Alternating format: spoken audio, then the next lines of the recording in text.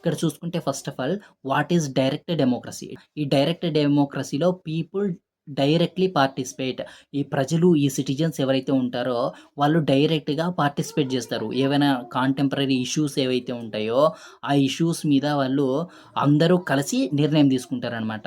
So, ఆ type of డెమోక్రసీని మనం direct democracy అంటాం. దీనికి ఎగ్జాంపుల్ ఏమంటే స్విట్జర్లాండ్ అనమాట. సో, మనం చూసుకుంటే ఈ డైరెక్ట్ డెమోక్రసీ అనేది ఎక్కడ పాసిబుల్ అవుతుందంటే, ఎక్కడైతే మనకి లెస్ పాపులేషన్ ఉంటుందో, తక్కువ జనాభా ఉంటుందో అక్కడ మనకి ఈ డైరెక్ట్ డెమోక్రసీ అనేది పాసిబుల్ అవుతుంది. బట్ ఇక్కడ మన ఇండియాలో చూసుకుంటే పాపులేషన్ అనేది చాలా ఎక్కువగా ఉంటుంది. సో, మన ఇండియాలో ఖచ్చితంగా డైరెక్ట్ డెమోక్రసీ అనేది పాసిబుల్ కాదు. సో, చూసుకుంటే ఈ క్వెషన్‌కి ఆన్సర్ ఏందంటే ఇండైరెక్ట్ డెమోక్రసీ. మన భారతదేశంలో ఇండైరెక్ట్ డెమోక్రసీ అయితే ఉంది. సో, దానికి మనకి రీజన్ తెలుసు. హైయెస్ట్ పాపులేషన్ ఉండటం వల్ల డైరెక్ట్ డెమోక్రసీ పాసిబుల్ కాదు కాబట్టి మన ఇండియాలో ఇండైరెక్ట్ డెమోక్రసీ ఉంది.